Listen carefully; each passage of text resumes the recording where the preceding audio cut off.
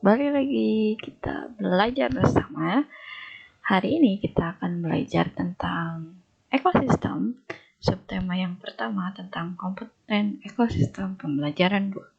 Siap? Mari kita mulai.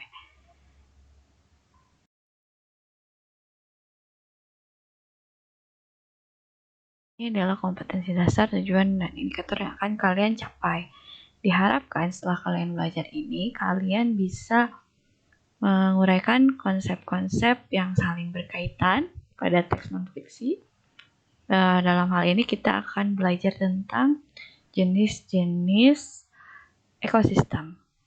Lalu juga kalian akan belajar tentang hewan yang berdasarkan jenis makanannya.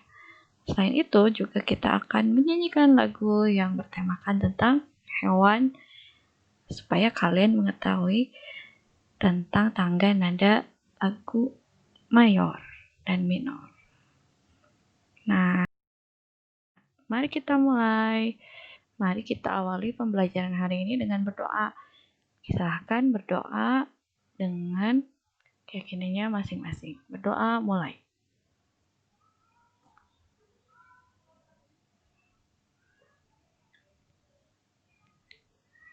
Selesai? Nah, selanjutnya, sudahkah kalian membantu orang tua beribadah dan berdoa? Apa kegiatan kesukaan kalian hari ini? Apa yang akan kalian lakukan hari ini?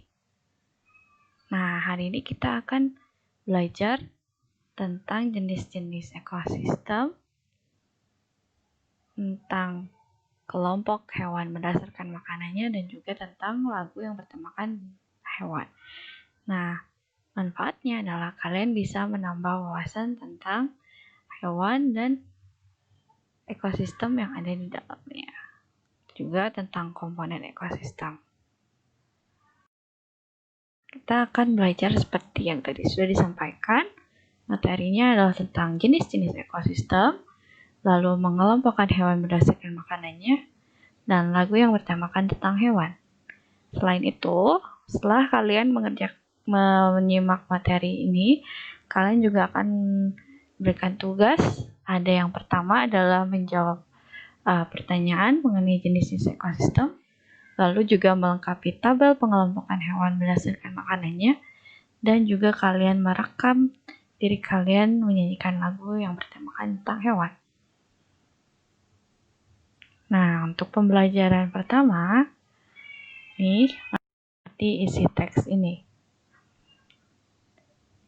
Jenis-jenis ekosistem. Pada dasarnya, ekosistem yang ada di dunia dibagi menjadi dua, yaitu ekosistem alami dan ekosistem buatan. Ekosistem alami terdiri atas ekosistem air dan ekosistem darat. Ekosistem air terdiri atas ekosistem air tawar dan ekosistem air asin. Ekosistem darat terdiri atas ekosistem hutan, padang rumput, padang pasir, tundra, dan taiga. Ekosistem buatan merupakan ekosistem yang diciptakan manusia untuk memenuhi kebutuhan manusia.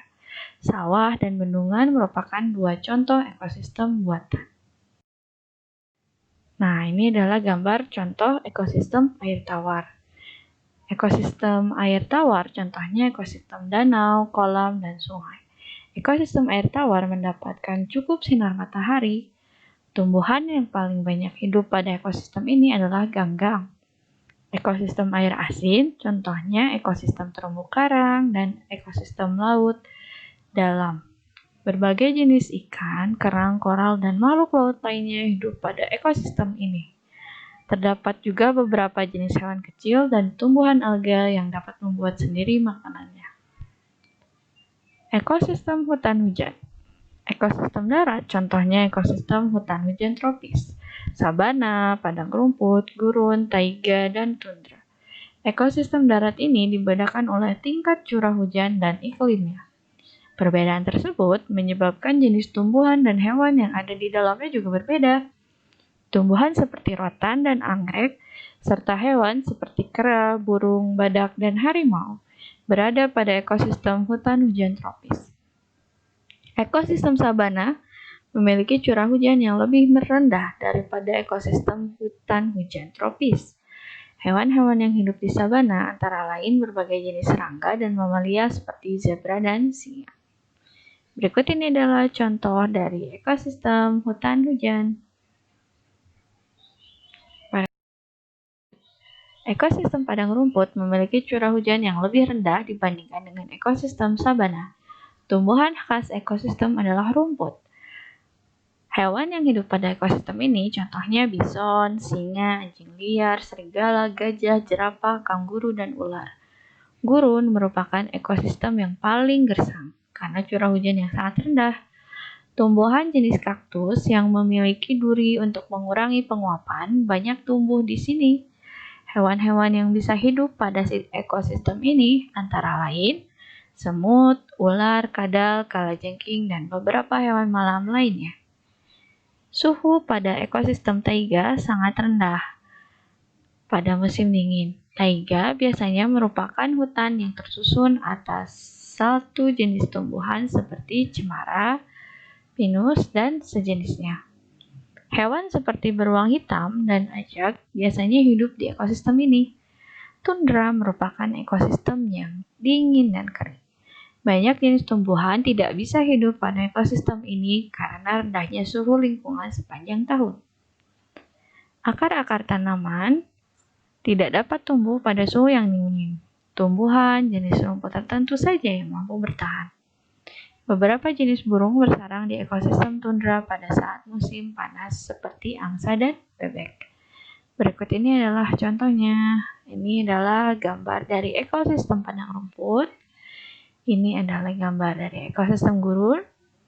Ini adalah contoh dari ekosistem tundra dan ini adalah contoh dari ekosistem taiga. Sekarang setelah kalian menyimak dan mencermati teks yang tadi, tugas kalian adalah menyalin tabel ini di dalam buku tulis kalian. Lalu sesuaikan juga ukuran tabelnya karena kamu akan menuliskan pikiran utama dan informasi penting dari teks yang telah kamu baca tadi. Nah, sesuaikan ya, juga buat tabelnya dengan rapi, seperti ini. Silahkan, kalian boleh membuat dulu. Nah, selanjutnya,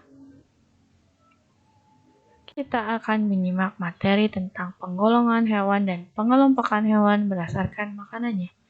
Berikut adalah tautannya, kalian bisa klik di sini. Oke, sudah? Bagus. Nah, selanjutnya, setelah kalian menyimak materi tentang pengelompokan dan penggolongan hewan berdasarkan makanannya, kalian adalah melengkapi tabel mengenai pengelompokan hewan pada link berikut ini. Ini ada linknya. Di sini kalian akan tampilan seperti ini.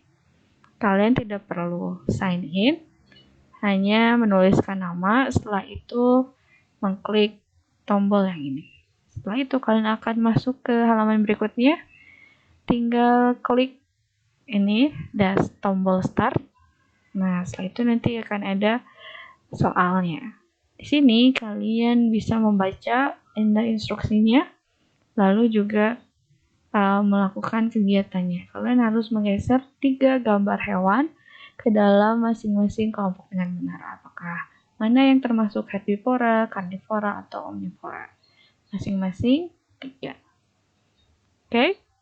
Nah, setelah itu, ya, yang terakhir, pelajaran ketiga.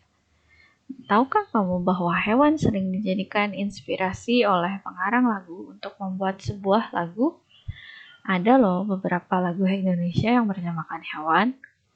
Menurutmu, mengapa hewan dijadikan inspirasi untuk membuat lagu? Apakah tujuannya?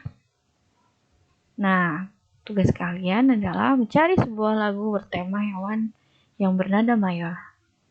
Seperti apa ya yang bernada mayor itu? Nah, lagu bertangga nada mayor mempunyai kesan riang gembira dan penuh semangat. Pelajarilah lagu tersebut dan mulailah memainkannya dengan iringan alat musik sederhana yang kamu miliki. Perhatikan juga tempo dan ketukan lagunya. jika kamu memiliki alat musik melodis, pelajari nada lagu dan mainkanlah alat musikmu untuk mengiringi lagu tersebut. Berikut ini adalah contoh lagu yang bisa dipelajari. Kalian bisa klik linknya ya. Nah, setelah kalian mempelajari lagu tadi, rekamlah sebuah video atau kalian bisa juga merekam suara saja sedang menyanyikan lagu tersebut, lalu kalian kirimkan melalui WhatsApp. Nah, lagunya tidak harus sama ya, kalian bisa mencari lagu yang lain, yang penting lagu tersebut bertemakan hewan. Akhirnya tiba di akhir kegiatan pelajaran kita hari ini, kalian bisa menjawab beberapa pertanyaan berikut ini. Pelajaran penting apa sajakah yang kamu dapatkan pada hari ini? Nah, setelah itu, ceritakanlah pengalamanmu itu kepada orang tuamu. Lalu, pertanyaan apa sajakah yang belum terjawab dari kegiatan belajar hari ini? Sikap apakah yang kamu kembangkan pada hari ini? Nah, kalian itu melalui rekaman suara atau menuliskannya di buku lalu dikirimkan. Terima kasih sudah menyimak pembelajaran hari ini. Sampai bertemu lagi di pembelajaran berikutnya. Dadah!